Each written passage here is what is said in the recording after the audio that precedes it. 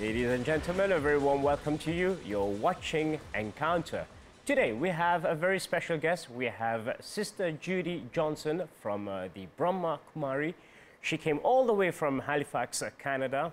Sister Judy, very warm welcome to you and thank you for being here. Thank you, Roshan. It's great to be here. We should also remind our viewers that this is not the first time that Sister Judy is on this program. She participated also in the original series, which was known as In Search of the Self, and during the transition for Encounter. So thank you for coming again. Oh, so this is the second This is the spin-off. birth. Exactly. Okay, great. In the previous program, we spoke about how to meditate. We also spoke about the blueprint memory, and the episode is available on YouTube. Sister Judy, tell us why you've come to Mauritius again. Maybe just to have this conversation with you. Sister Gayatri from the Koirati Center invited me to come, I think because she was looking for activating, you know, the third eye, the intellect, activating the inner worlds of people. And she knows that's my business. That's kind of what I do through experiential education and learning. So I have been here for 2.5 weeks. It feels like coming home to an old friend. I've been telling people when I meet them that the minute I got on Air Mauritius in London, the vibe was there, and the vibe was kindness. And I settled into my seat in the airplane. I thought, oh, yeah, that's Mauritius, kindness. So I know there may probably other things, but that was a feeling. So I've been here for 2.5 weeks doing different public talks with groups. I leave tonight, on my way back. So this is our last day. It's nice to end the visit with you. Can you share with us what are the talks you've been having in Mauritius? Yeah. A lot about resilience, some of it emotional resilience, and some of it is just thriving in chaos, you know, how to build your resilience. Leading from the heart, which is not about emotions, but leading from something deeper than your emotions. I'm trying to think of the others. There's been a lot of them. We had a beautiful silence retreat, so I'm going to ask you about that because you were there for the weekend. It was a wonderful silence retreat. So it was my second time doing a retreat.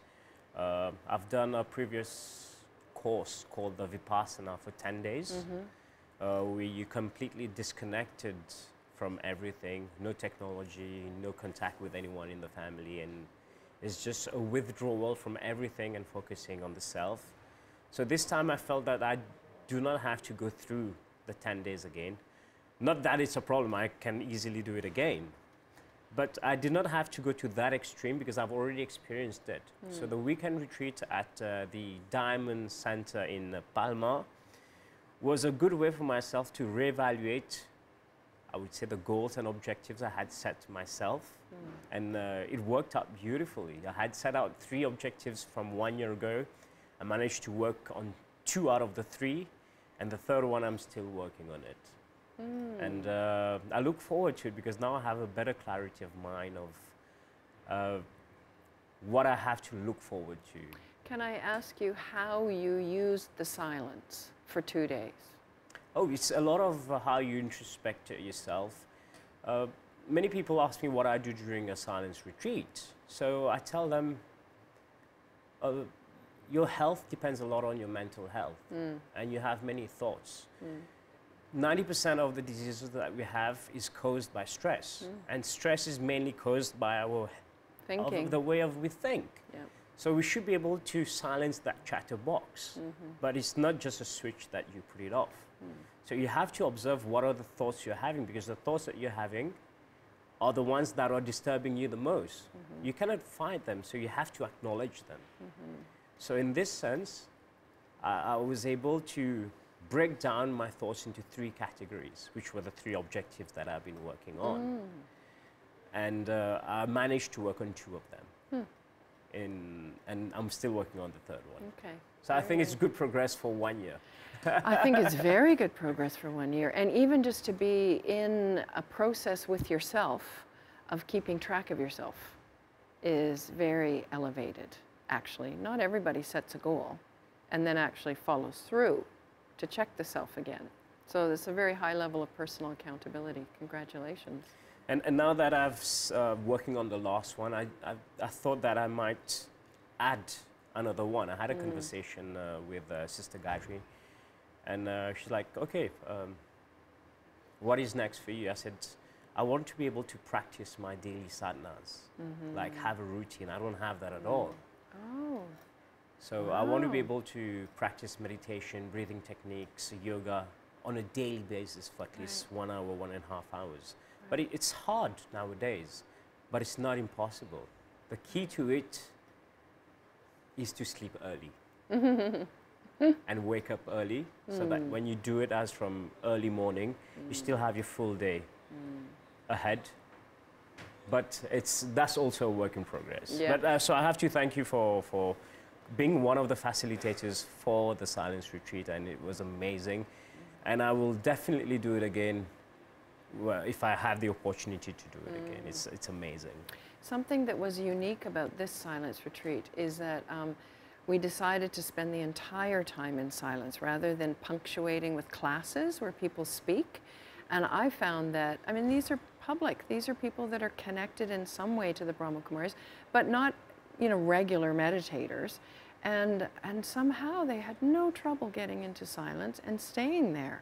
It wasn't like a punishment, like I'm trying not to speak. It was more like it was so engaging to be in silence that it became this very powerful container. I could almost at one point feel the walls sort of throbbing. I mean, we were all thinking about things. We were given intentionally little exercises to do, you know, and people took their time away from it and with it. But I felt like it really gave them something valuable.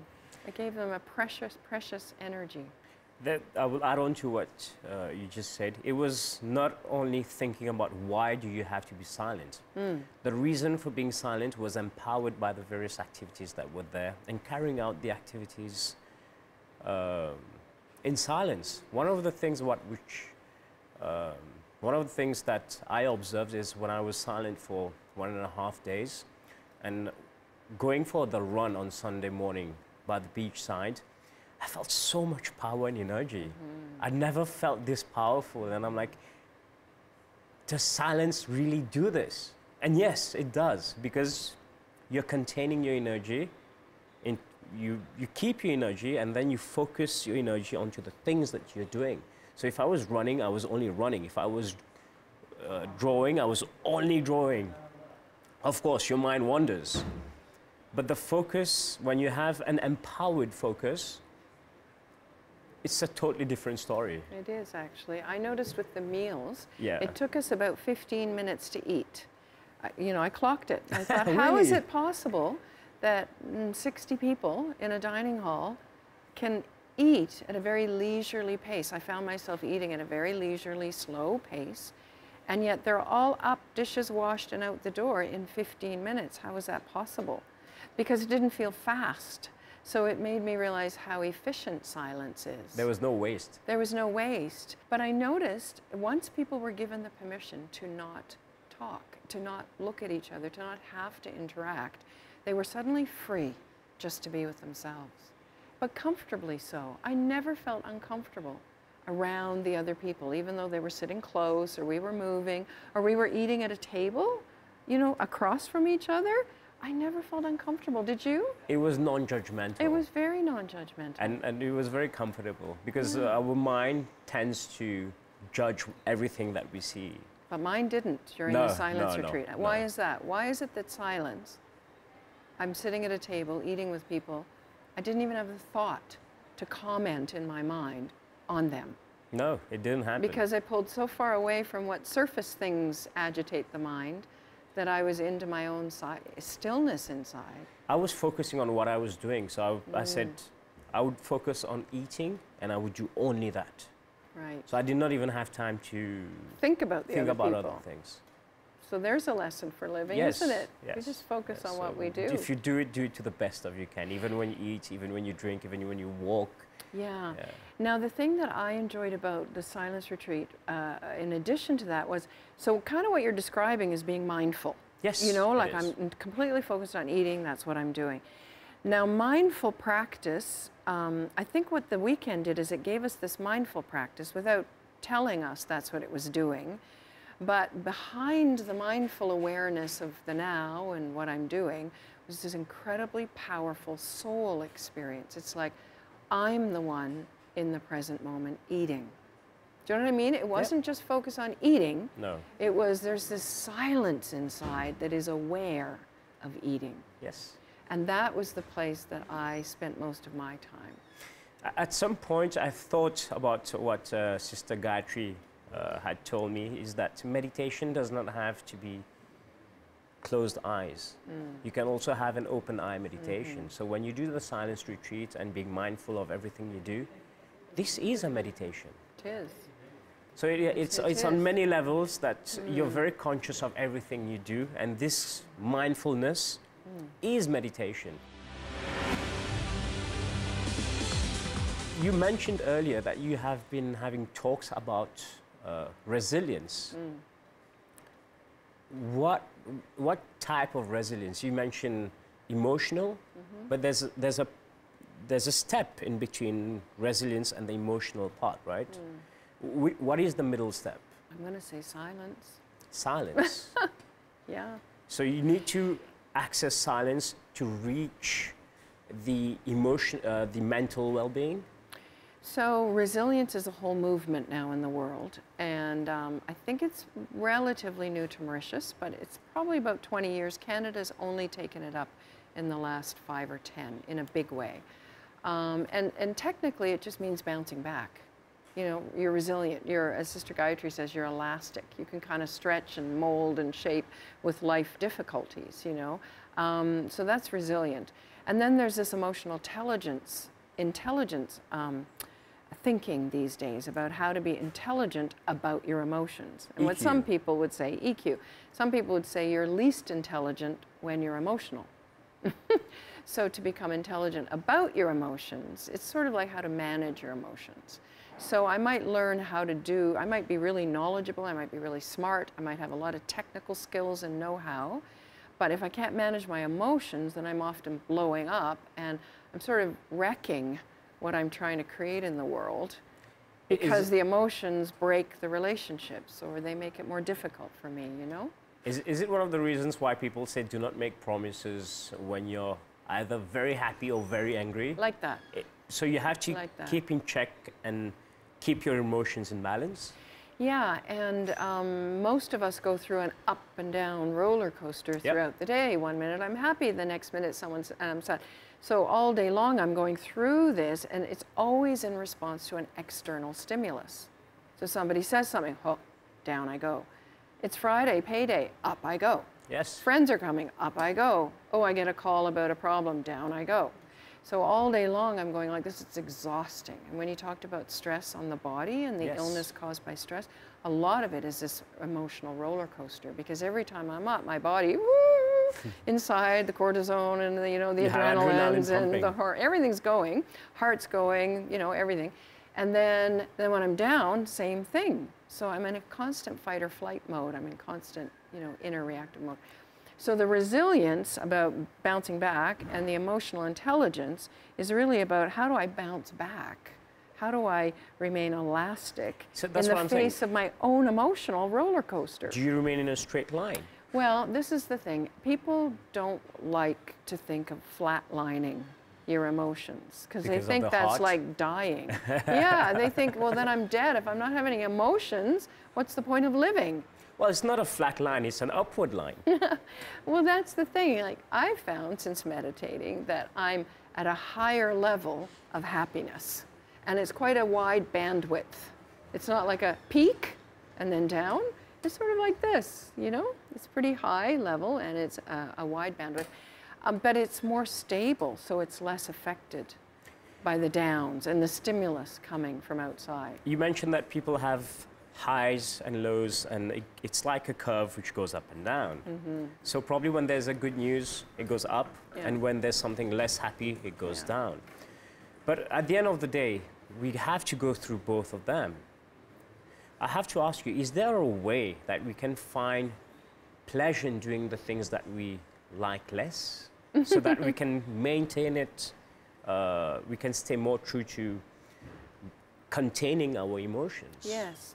I don't think we can contain our emotions, but we can redirect that emotional energy. Some people try and suppress, and then it blows up when least expected, right? If I repress my emotions, I get sick. If I express it, then I reinforce the habit, right? And the neural networks are getting fired together. Yes. So I don't want to do any of those things. So I have to do something else. What am I going to do? So for us, the BK approach, the Raj Yoga approach, is instead of defining my happiness by what I'm doing, my happiness is completely independent of what I'm doing. So whether I'm washing toilets at the center or I'm giving a lecture, I can be happy. Why? Because I am inherently happy. Like my innate core energy is happy. It's like a little bubble of happiness, like an underground river running through me at all times. And unfortunately, the noise of the world, you know, makes me lose touch with that underground river. The minute I come back to that underground river, I'm sort of bubbling with happiness. For you to be able to find happiness in all the activities that you're doing. But that's the key. I'm not finding happiness in the activity. I'm finding happiness in me. And then I go do the activity. So your happiness does not depend on something or someone. Well, mine or an does activity. still a little bit, but that's the path. Yeah, I'm separating the happiness. The source of happiness is not from anything outside of me. It's within. It's internal. So is happiness an attitude?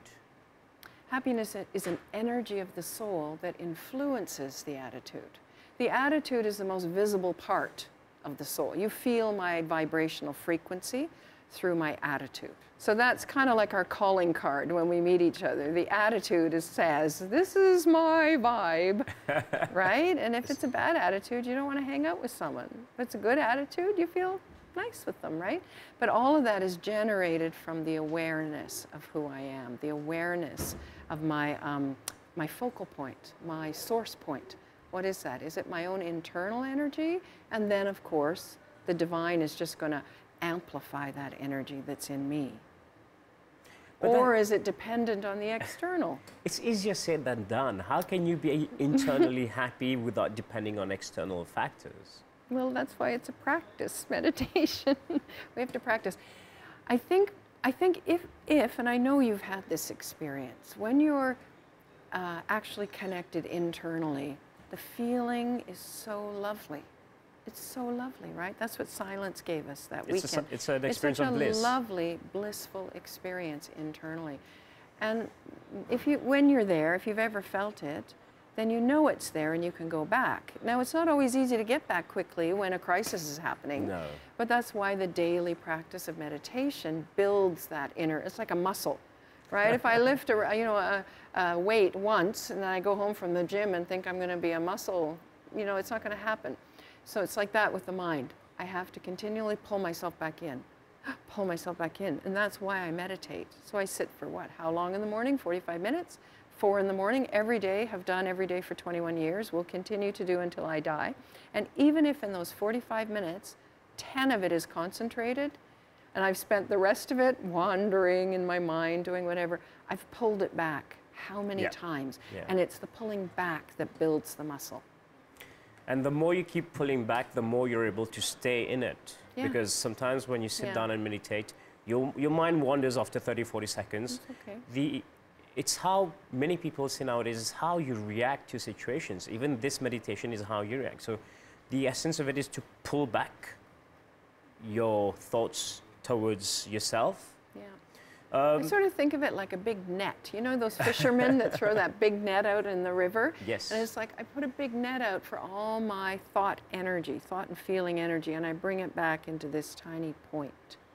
And it's really concentrated then and really powerful.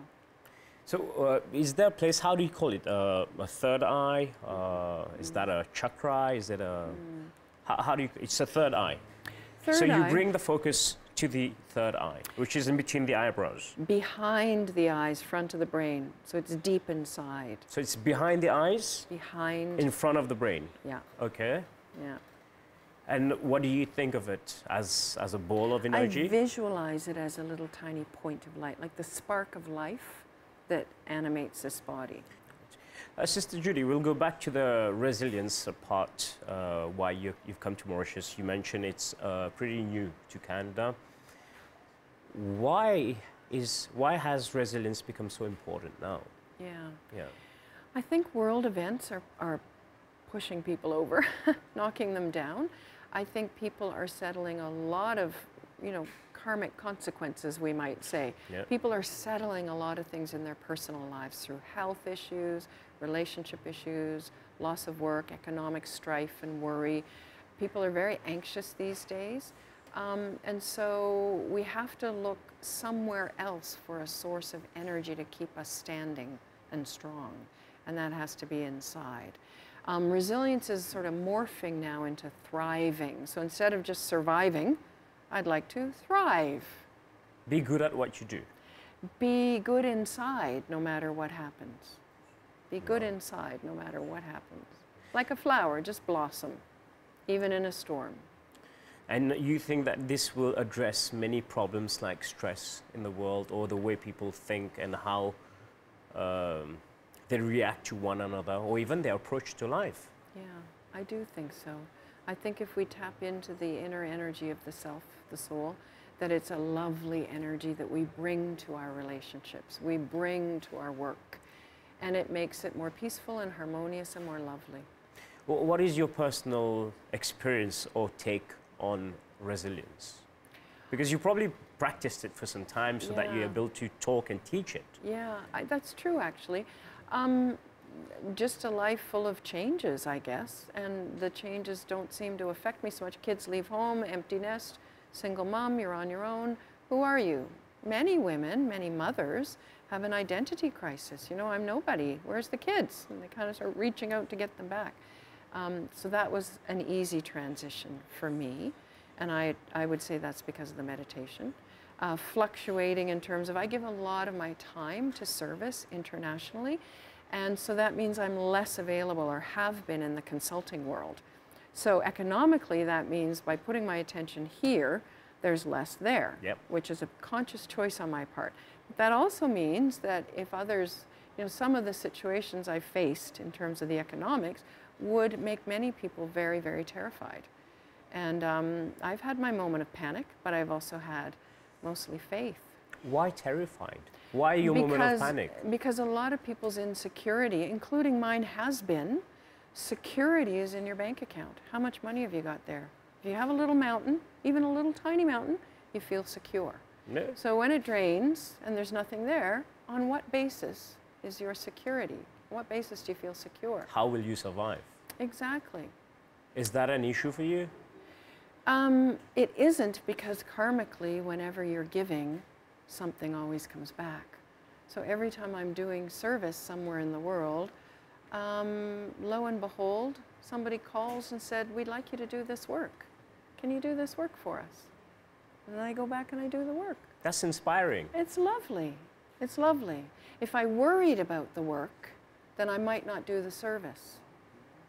But instead I do the service, and then the work comes. So when you're doing the service, you become very good at the work you're doing as a service. In a way, like all the resilience, service here in Mauritius will benefit professional contracts in Canada. So you become like a really integrated person. I used to think of them as separate. Now it's just my life.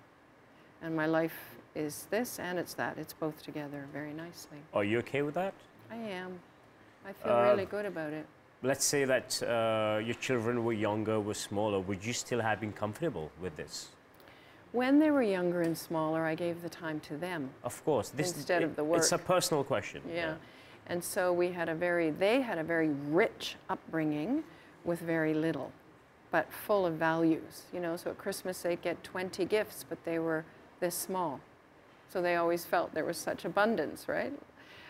So they grew up feeling they were rich, but they were raised on very little, right? Yes. Mothers can do this. All over the world, mothers do this. You mentioned earlier about the resilience, about mothers often losing their identity. Am I a mother? Am I a sister? Am I a daughter? Am I a wife? So many women, I don't mean to say that in a disrespectful way, many women feel that they are more reactive to their lives rather than being proactive. Is that what you're trying to teach through the resilience talks? to take charge of your life. Yeah, I think to take charge of your inner energy so you can stand no matter what's coming at you from life. Man or woman, things are always coming at us in the world, from our jobs, from our families, from our own health issues, from the financial, everything. So I think it's about, are you able to access a source of energy that makes you feel like you're okay? And you'll it be does? okay. It does. And the resilience studies indicate, I mean, aside from having a good social network, having a good health, like physical workout and take care of your body and eat well and sleep well and have a faith, people who have faith, a tradition of some sort, tend to be more resilient, generally speaking. So in the resilience literature, they would identify all these things, but the one thing that I've been doing on this service trip is highlighting the mind aspects, the things we do with our mind that actually meditators know a lot about. So that's where the two worlds come together nicely for me, the professional study of resilience and the personal practice of meditation. Because what we do with our minds to be able to see the positive, to be able to reframe things, to be able to come out of an energy field and back into your own so you can come back again, all of that is of the mind. We can speak a little bit more on that in the next episode, Sister Judy. Okay. And just to remind our viewers that you're also an author. You travel a lot around the world because you do talks not only in Canada and Mauritius, but you're also all around the world. So let's take a break for now, and we'll come back with more details and more information in the next episodes. So thank you for now, Sister Judy. Thank you. Ladies and gentlemen, we have now come to the end of this episode of Encounter. I hope you have enjoyed it as much as I have. If you have any queries on the guest or any questions, or you would like any guests to come in the next episodes, drop an email. It's encounter@mbc.itnet.mu. Until the next program, goodbye.